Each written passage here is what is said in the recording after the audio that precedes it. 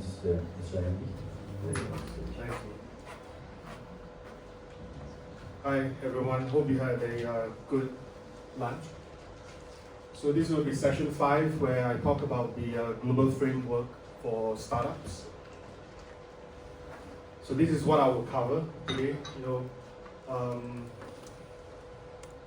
policy standards, role of international organization, best practices, some case study, policy tools, and some Q&A and some takeaway, right? So I always think that at workshops and events like this, it will be good if we can have some interaction. Since we have an hour, I will try to go through the slides a bit faster, and if there's a need, let's have some interaction. We could talk, ask some questions. Myself, Kevin, Maria, we can also answer some questions. All right, so let's do that. So why startup ecosystem need global standard? I think it's not so much about having a really standard standard, but at the very least, I think the mentality, and the way you do certain things must be fruitful, must be reasonable, right? So these are some statistics, there's a 3.8 trillion, 500 over million of entrepreneurs, almost 50% of them are self-employed. This is why startup ecosystem need global standard. The same slide. If you look at the survey carried out by WIPO in 2040, it shows that 77% of the member states were using business standards to improve their innovation systems. So these are real examples where they are given to different companies, And inconsistent policy creates a barrier to scaling across borders, and global standard ensure competitiveness, especially when we talk about these FDIs. And of course, the lack of standards risks a fragmented ecosystem and a lot of missed opportunities. Can you move to that slide so we can see the slide?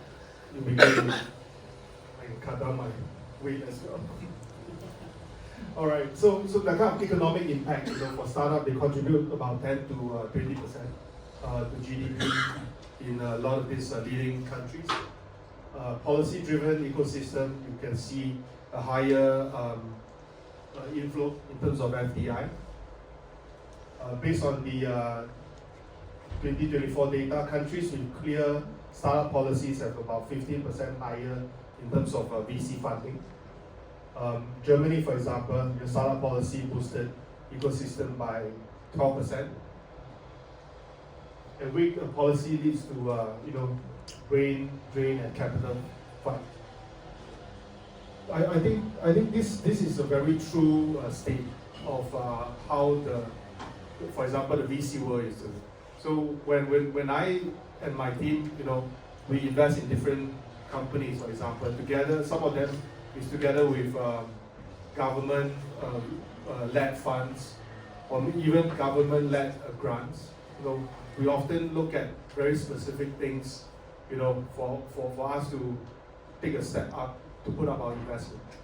And usually, to be very, very honest, it's not so much about what the government can offer, because in Singapore, for example, the government can offer a lot of different things, a lot of different incentives. We look at things that are more than that. For example, which country they are from, who are the people that are involved, what kind of experience they have, So these are things that we often look at, right? So challenges without these standards, I mentioned 60% of the startup cite inconsistency within,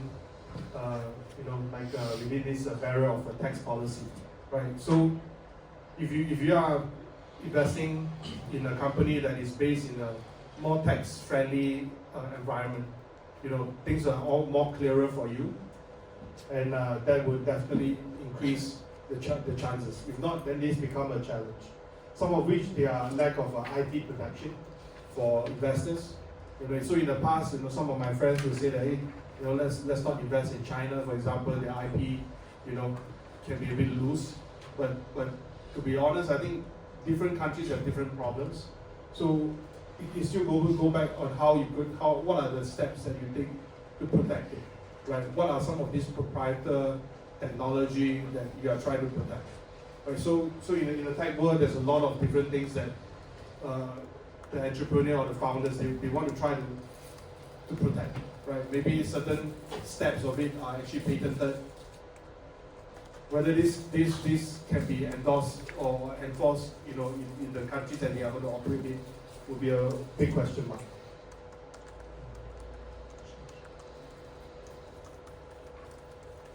What are startup-friendly policy benchmarks? So policies that reduce barrier to entry, like I mentioned, good for growth and exits for startups.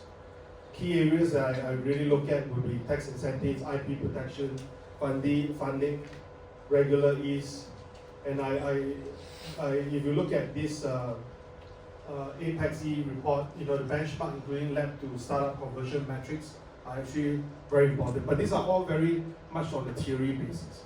But if you really look at the key factors, I still think that the second line, the key areas are very, very important. Examples that I would give would be South Korea, Germany, Brazil. You can look at their scorecard metrics, and I think they score very well. Kevin from South Korea, and he works in Germany before. And recently I mentioned I invested in Brazil projects.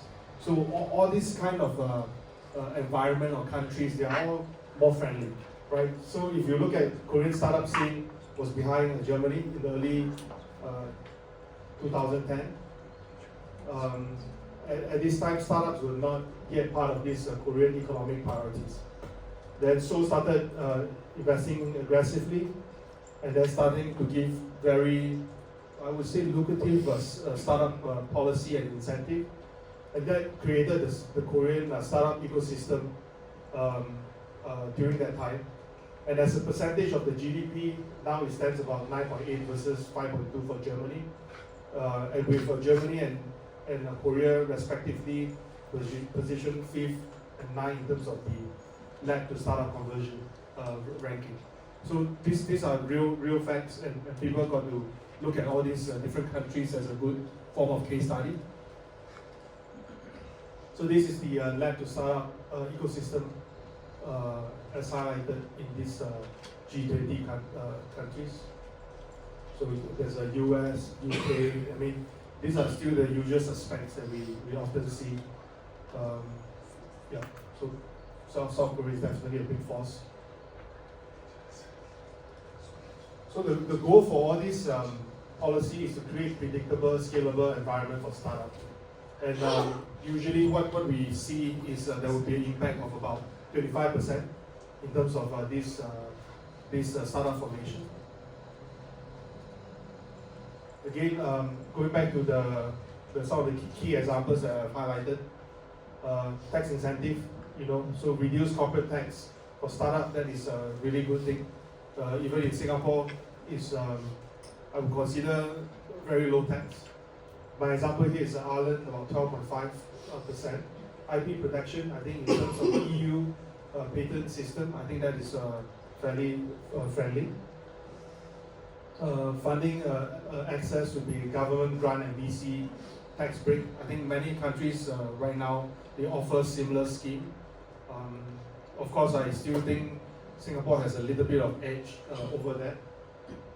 Regulatory ease, I think simplify business registration. New Zealand is 1 day, so Singapore I would say about 1 to 2 days for registration. In terms of the talent, I think startup programs are very important. We see not recently, but I think for France, the start tech visa is also a very friendly thing to be adopted in some of the country. So countries with a balanced policy, rank 20% higher in terms of innovation. how you measure, we have an EV, I would call that like ecosystem value. So measures startup economic value. And of course, there's a lab to startup conversion, that you measure the innovation potential. And then VC investment growth tracks all your different VCs input. And then your startup density, like number of startup per capita.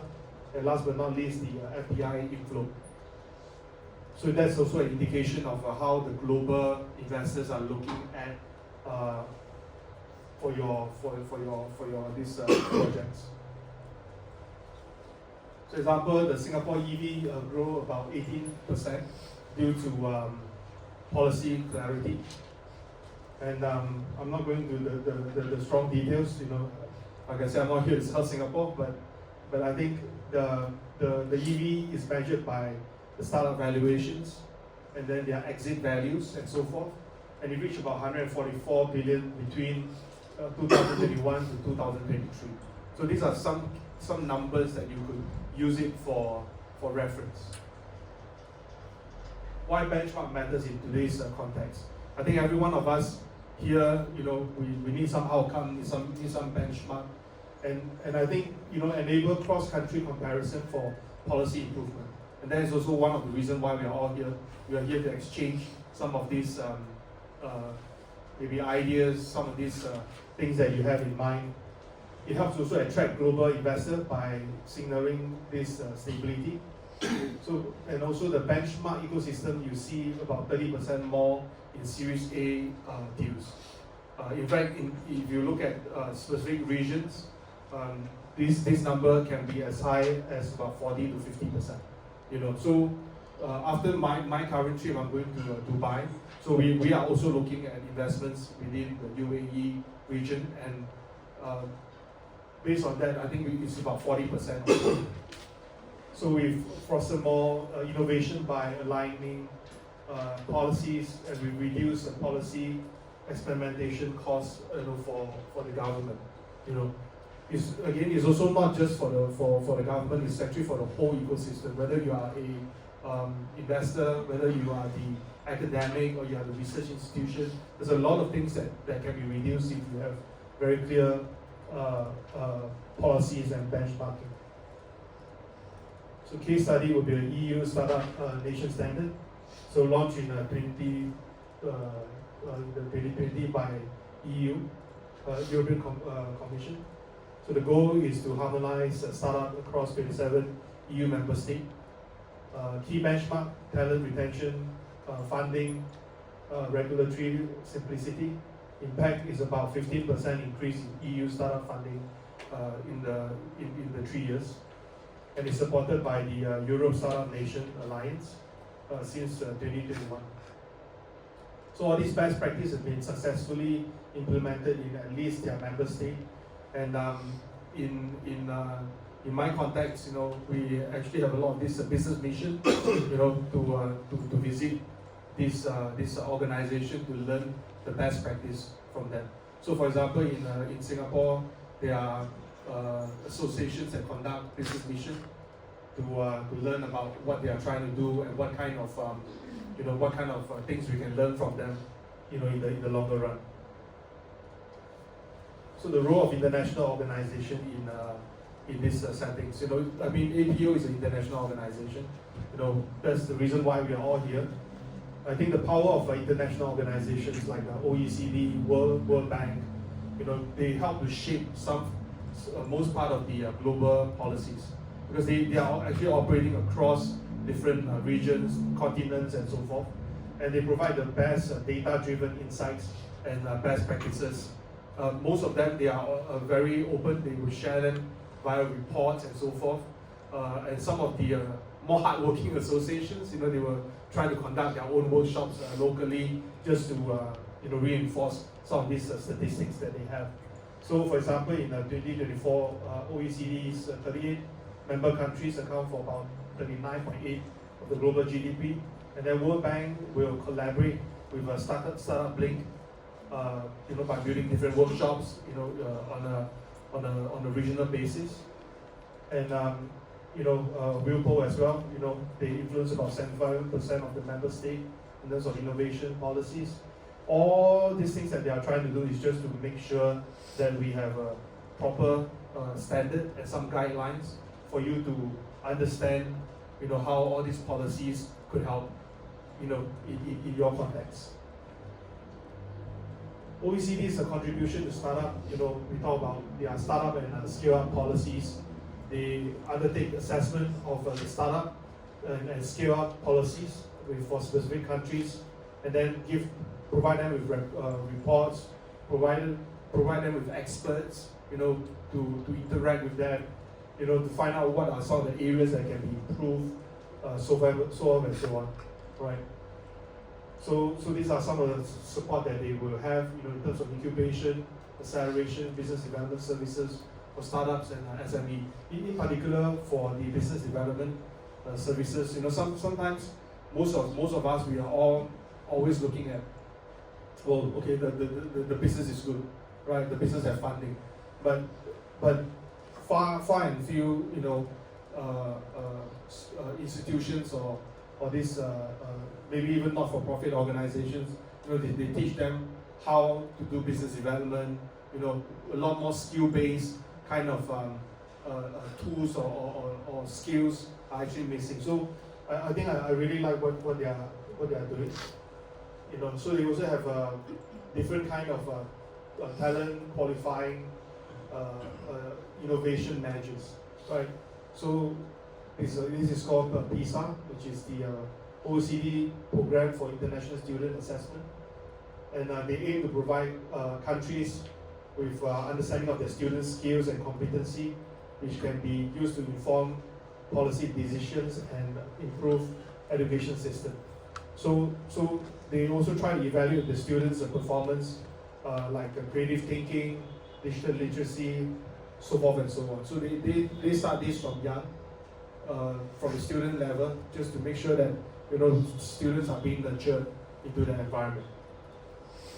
World Bank, I think they track the ease of doing business metrics for the startup. They measure the regulatory environment, and then they access to the ease of various processes like starting business, getting electricity, how you get your proper licenses and so forth.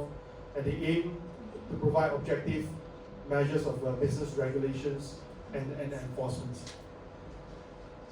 So one example that I think is relevant is the India startup ecosystem, boosted by the World Bank funding.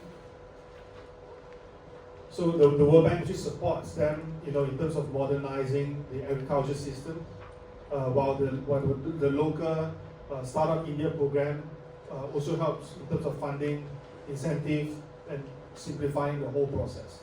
Right, so this is a typical example of how international organizations work with the locals. So we'll put at the intellectual property standards. This is no stranger to many of us. One good example would be Canada and Israel WIPO membership, strengthening the startup IP protection. So in 2024, I think the WIPO and the Israel Patent Office and also the Canadian Intellectual Property Office jointly launched an IP management clinic for FemTech program for SME and startup. So women's health impacts about 51% of the global population, and but through all this whole process and the results from the Canada 2019 IP awareness and use of survey showed that 31.1% of the Canadian business that own IP reported revenue as a result.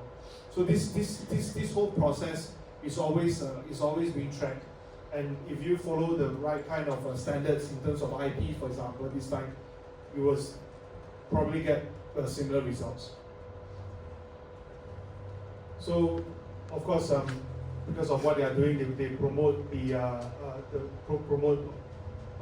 patents, get more people to register their patents, and the impact would be strong IP policy boosts investor confidence by about 25%.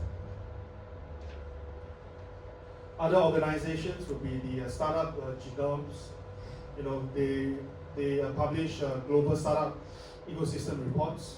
You know, I think I've read the one in 2023 and 2024. And then Startup Blinks, you know, they ranks about 1,000 plus cities and 100 countries. And of course, ISO is a global organization that develops a voluntary, consensus-based, market-relevant international standard. UNCTAD promotes a transparent investment procedures. The last one, to be honest, I only got to know from one of my friends who's working in the UN segment, where we tried to actually invest into some water purifying company, and then I start to learn more about, you know, their different role and standards. So adapting to global best practices, I think why local adaptation matters. Global standard must align with the local, right? Because you cannot just take wholesale of what the global policies are like and then implement them in your local context. It might have some cultural problems and political problems. For example, this India startup seed fund, you know, adapts to a global funding model, and then the risk is, of course, they apply some of this adoption standard and ignore local strength. But the goal is to have a balanced alignment with the local competitiveness. You know, such an example, they had about 20% higher startup survival rates in an adapted ecosystem. So these are best practices and on how you could adapt.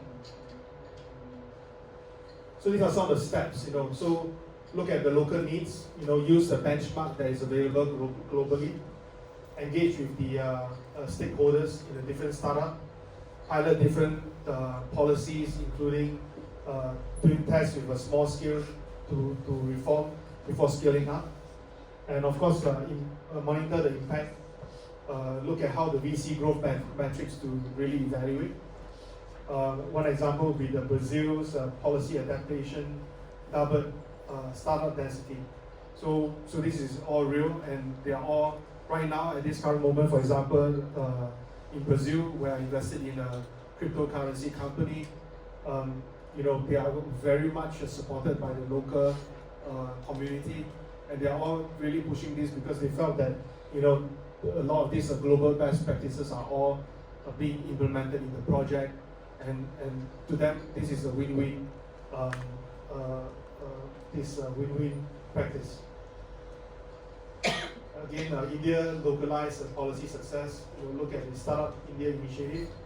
You know, they have a tax holiday, seed funding, extended tax break for startup, and adapted global VC model to support 900 million internet users by 2025.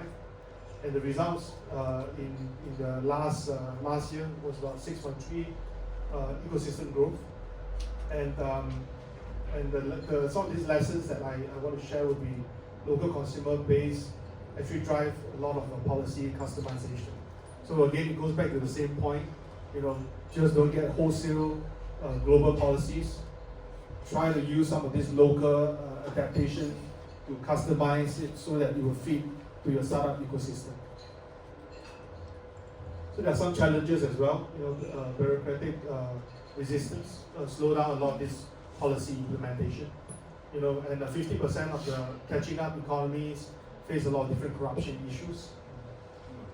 Cultural misalignment, of course, that will reduce the policy's effectiveness. So one example would be EU's lagging states struggle with startup visa adoption. So that is a real problem. And resource constraint limit policy experimentation. And the results, I mean, the solution, I think, would be leverage on international organization for some of these technical assistance, right? Because some of these international organizations, they have the resources, they have the data to back you up, and most importantly, they have people as well, you know, from different parts of the world. So some of these tools, you know, like I mentioned, you know, for data analytics tools, you know, we have stakeholder forums where the local and ecosystem communities of people, you know, ask for feedbacks and so forth. And then we have pilot programs I've mentioned before, test this in the different sandboxes, so that you can adapt to different environment. Capacity building, you train the policy makers via the different international organization programs. And then technology-wise, AI-driven policy simulation tools. I think this is a big trend. One example would be the Estonia AI policy, help to predict the startup growth. AI experts launched a private non-profit North Star AI in 2017, and the group intend to lower entry of barriers to the developers, the technologists, and basically all the technology providers.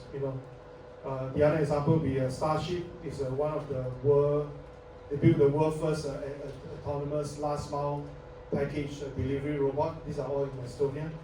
Verif is an online ID verification tool, with superpowers, because the whole Estonia country, they are all digitally linked. All the data can be obtained online, so all these things become a very, very good tool for them.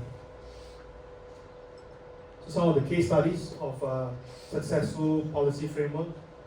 Again, EU Startup Nation Standard, launched in 2020. They unify all the different policies across 27 EU states. Impact 50% EU's startup funding. And lessons, I think, would be regional coordination really drives a lot of ecosystem growth.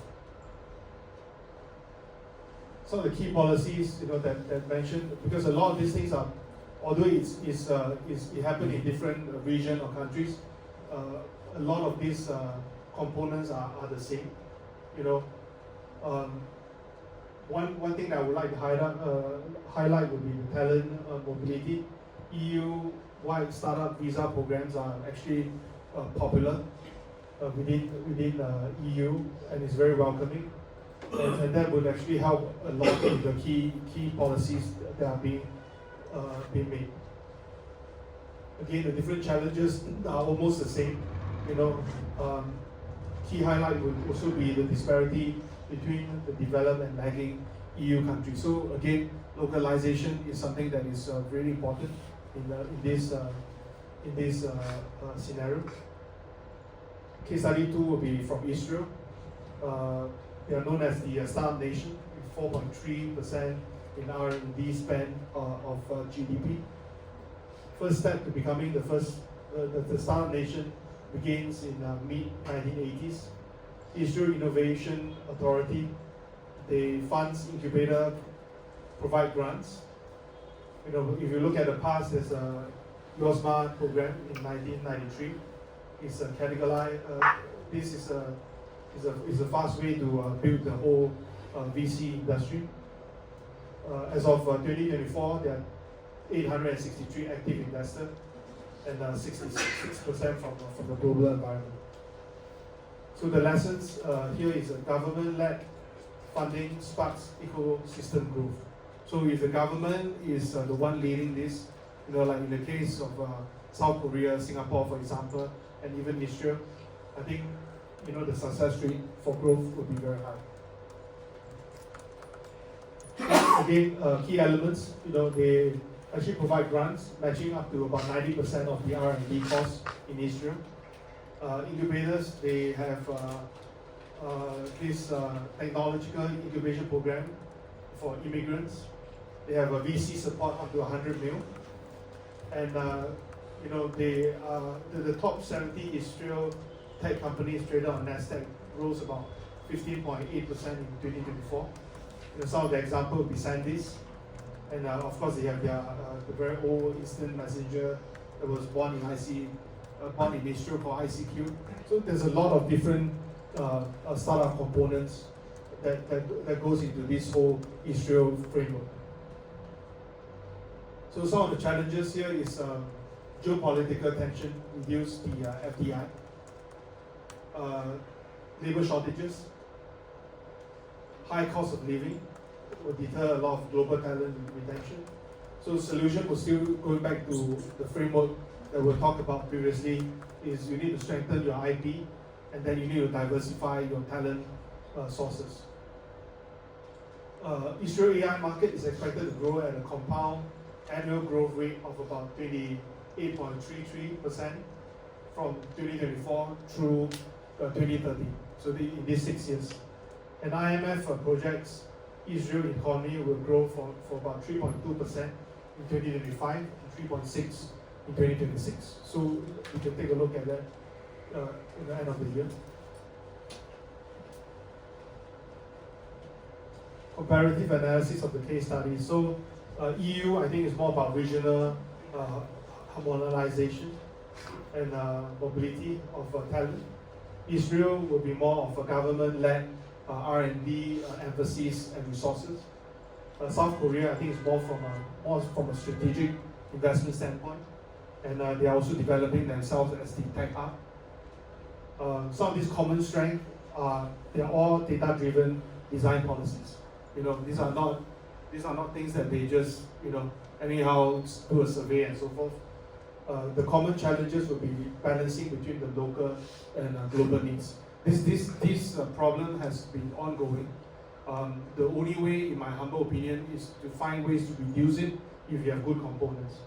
And last but not least, 2024 data, all three saw about 10 to 20% ecosystem growth, for this EU, Israel, and South Korea. So I think it's really not bad.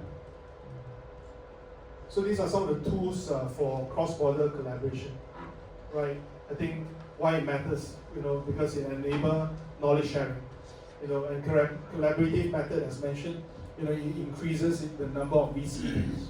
So this is an example over here about Israel. I'm not going to repeat this, but you can take a look at how they expand this collaboration with Luxembourg. So final goals for all this collaboration is to create connected global startup network. You exchange the best practices with some of these organizations and companies and government, so you can exchange the best practices to get the best kind of outcome. Tool number one, bilateral agreement. This is a formal agreement to share resources, funding, and talent. Example would be the US-Israel Free Trade Agreement in 1985. A lot of these also come out with the benefit of reduced tariffs, and there will be joint R&D program. There's no need for you to reinvent the wheel. And the impact will be about 15% increase in cross-border funding. Tool number two will be the visa programs that I mentioned previously. France was also an example that I quoted. It helps to facilitate talent mobility for entrepreneurs and skilled workers, especially in the tech field. 70% of the OECD countries have started a visa program. And the benefit is to let you have the diverse talent pool and help you to increase innovation, and in most cases, increase productivity as well. So challenges will be visa proceeding delays in 40% of the program. Because sometimes there's an overwhelming number of visas, things can be a bit slow. Solution to some of these notable problems is to streamline with digital visa platforms. So Estonia would be a very good example as well. Tool number three would be cross-border funding platforms. I just want to give an example again from the Startup Nation Central. It connects about 7,200 Israel startups. They let them have access to a diverse capital resources. That would give a good impact, an increase of 30% in cross-border VC deals. That is in EU and Israel. And the challenge would still be the same, high due diligence cost for investors. So this is something that we from a VC perspective is really painful. Because sometimes when we invest in projects that are more on a global basis, for example, again, like a crypto project, it's not restricted to just a particular country.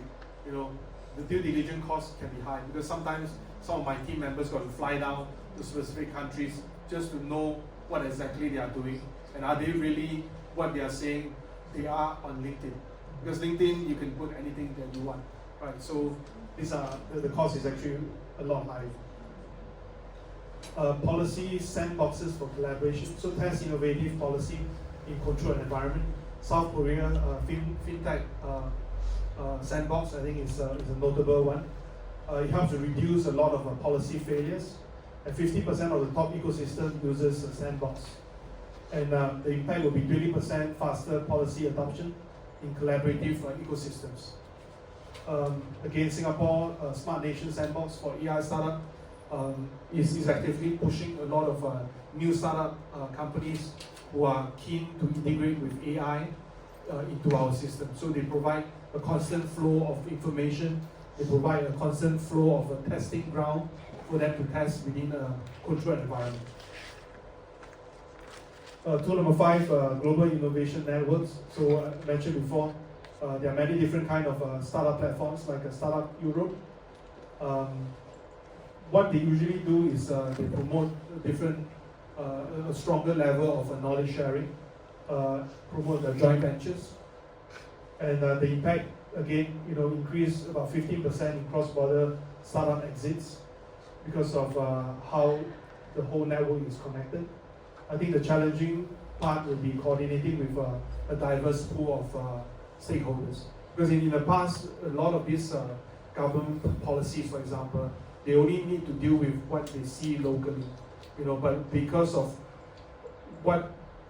how the whole global environment is like, and the stakeholders have come from all over the place, I think that is also a very difficult thing to coordinate.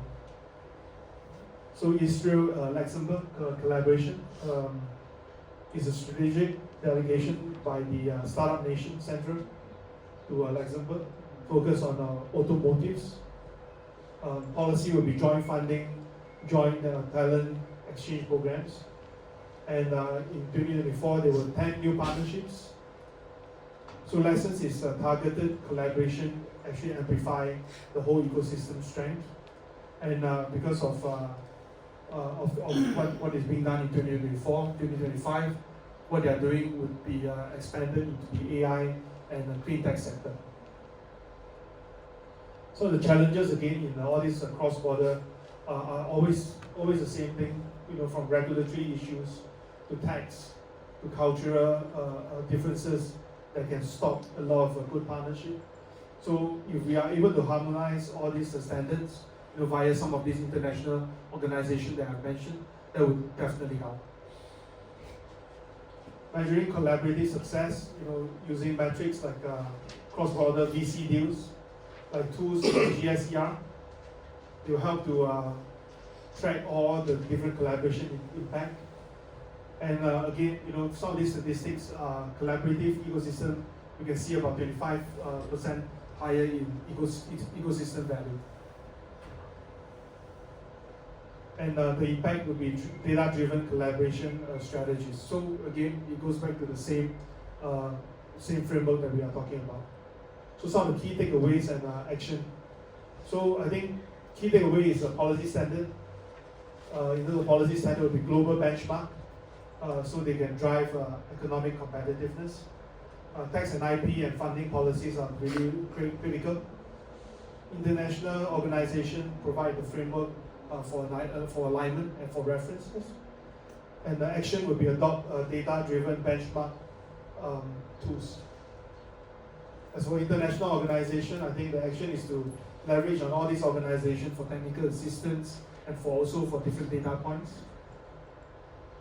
Local adaptation, well, like I mentioned, I think most importantly for all this adaptation is about survival rates. So if you can adapt this well, you can get a 20% higher in startup survival rate, and then you do not need to go through the extra mile just to do things that are extra. I think that's going to save a lot of cost. Cross-border collaboration, I think, like I mentioned, is more to build the global innovation network. So again, if you can increase the number of exits in the cross-border collaboration, I think that's also a really big success. Policymakers, again, pilot all these startup-friendly policies in different sandbox, foster these cross-border agreements with different kinds of visa. I think these are good takeaway. Action plan for ecosystem builder, advocate for policy reform with data. Join global innovation network, there's no need to reinvent the wheel. Collaboration with international startup and investors. This will let you have maybe a wider range of go-to-market strategies and outcome. And of course, like I said, leverage on global platforms, global startup platforms, or even local platforms. The future of global startup policies, I think, right now, based on what I see, will be more AI-driven. I think this is a trend that I see last year, and I think the trend is going to continue this year. Focus on the sustainability, clean tech, Gen AI, and crypto startups. This is also part. Some of them are actually part of what my firm is focusing on in 2025. And the goal is to be inclusive and innovative within all this global ecosystem. I think some questions and discussion. I don't know what you have in mind. Like I said, it would be good if we have some time, we can have a small discussion. But if not, of course, we could leave it as it is. It's always good if you go back to your own country. If you have your own local entrepreneurs and so forth. Ask yourself some of these questions. What are some of the policies that are most critical to your ecosystem? How can international organizations, example like APO, help to support your region? What is a more effective ways of doing it? What kind of cross-border collaboration attracts you more, right? And then what do you really want to do? And by sharing all your challenges and your success story, it really will help everybody, who's in this workshop. So let's build a global startup future together. Because I felt that I think it's not so much about which country you are from. What we are looking at from a VC perspective is that we want to have sustainable investment. Like Kevin mentioned, it's not just about a unicorn. Once in a while you see a big unicorn, right? Once in a while, if you're lucky enough, you invest into a unicorn. But this should not be the only thing that you are trying to do. If you are trying to build a future that's more sustainable, my humble suggestion is to build this in the most stable and most trustworthy manner. So that your stakeholders will believe in you. The users will believe in you, and create yourself a better name so that the government and the funders will believe in you. And that is how we can create a better startup future together. Thank you. Thank you, Mr. Andy. So we can have